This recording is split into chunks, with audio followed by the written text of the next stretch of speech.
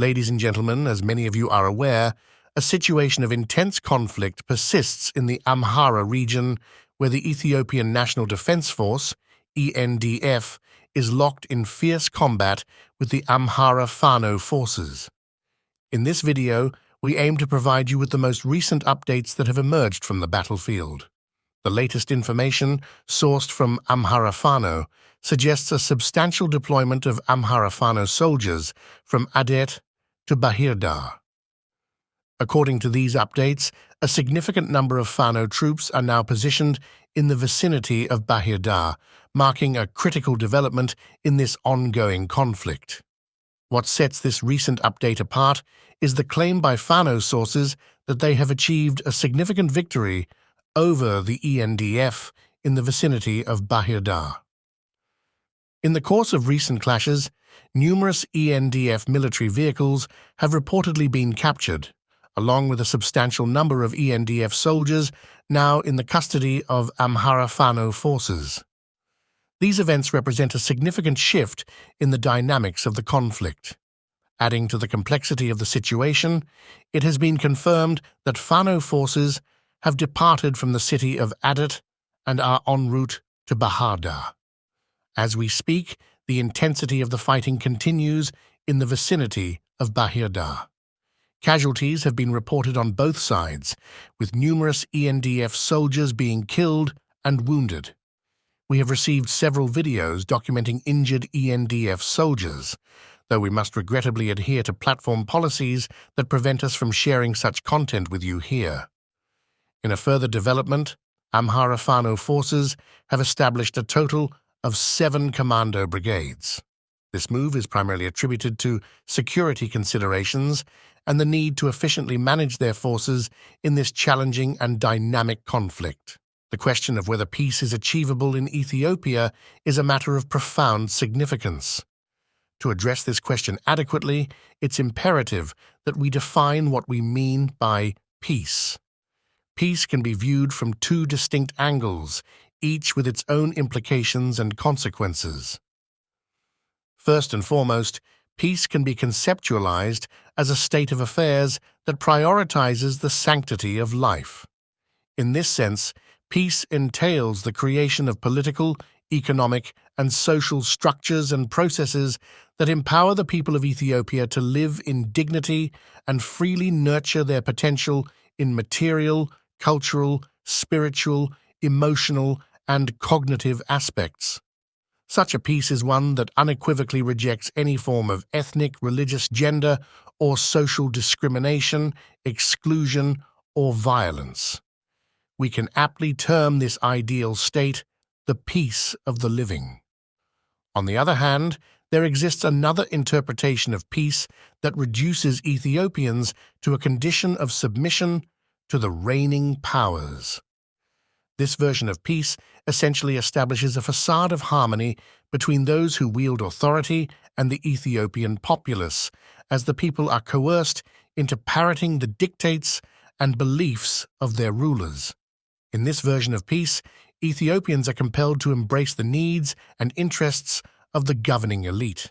This is what can be termed the peace of the grave, wherein peace is merely the absence of physical violence.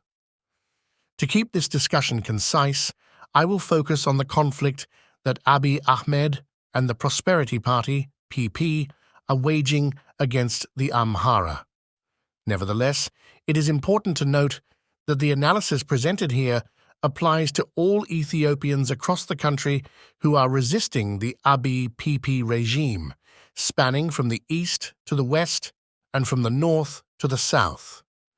The Amhara people, like all oppressed Ethiopians, aspire to the freedom to think, act, and live in ways that enable them to harness their material, intellectual, and cultural potential and resources. They seek to cultivate their lands without constraint to ensure food security for themselves.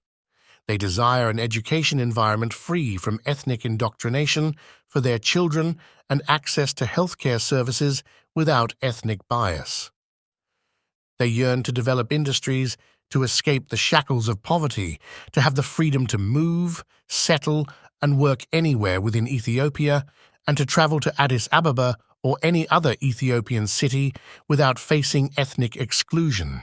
In essence, they yearn to coexist harmoniously with all Ethiopians as brothers and sisters, sharing their cultures and learning from one another. In short, the Amhara people, like all Ethiopians, strive for the peace of the living.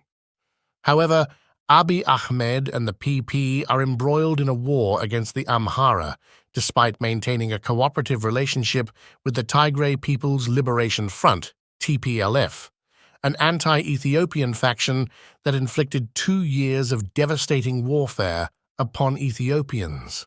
Abiy and the PP maintain this alliance due to shared interests, binding the TPLF's Tigrayan elites with Abiy and the PP's Oromo elites.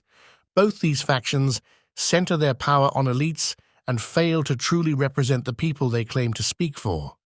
They deploy their own people as pawns in conflicts, with the TPLF using Tigrayans and Abiy PP utilizing the Oromos in wars designed to subjugate Ethiopians. Their ultimate goal appears to be the weakening of Ethiopia and, if deemed necessary, the dismantling of the nation to amass wealth and power at the expense of all Ethiopians, including the Oromos and Tigrayans. In contrast, Fano is driven not by a desire to weaken Ethiopia or accumulate wealth and power at the expense of Ethiopians, but rather by a commitment to restoring power to the Ethiopian people.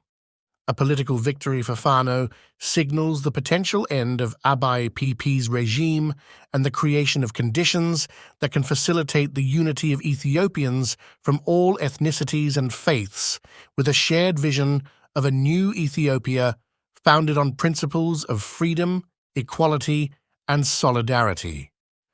This explains Abiy PP's desperate military, political, and propaganda offensive against the Amhara, as they perceive the Amhara's goals as a direct threat to their political and existential existence.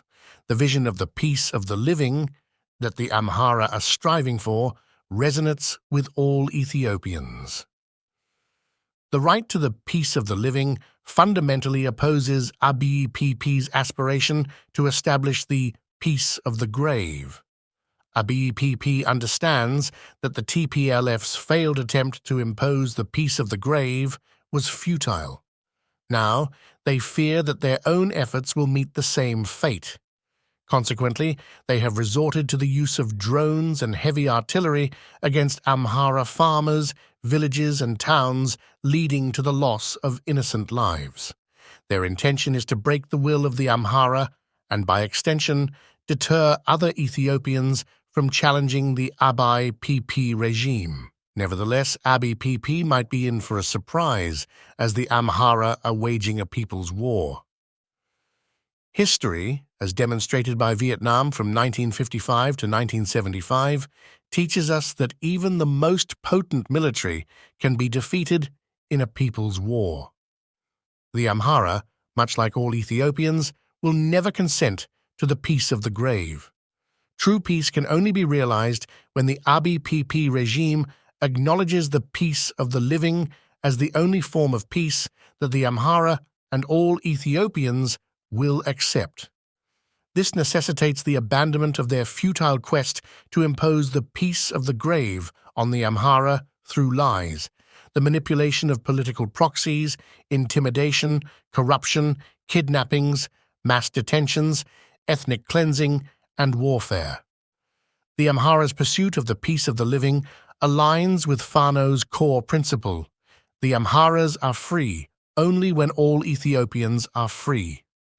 In the context of peace, this implies that the Amharas can experience the peace of the living only when all Ethiopians can enjoy the peace of the living. This is why Fano opposes Abiy PP's actions, not only in Amhara, but also in Oromia, Tigray, Somalia, and other regions. Fano seeks to create a pan-Ethiopian resistance movement against the necropolitical regime of Abiy PP.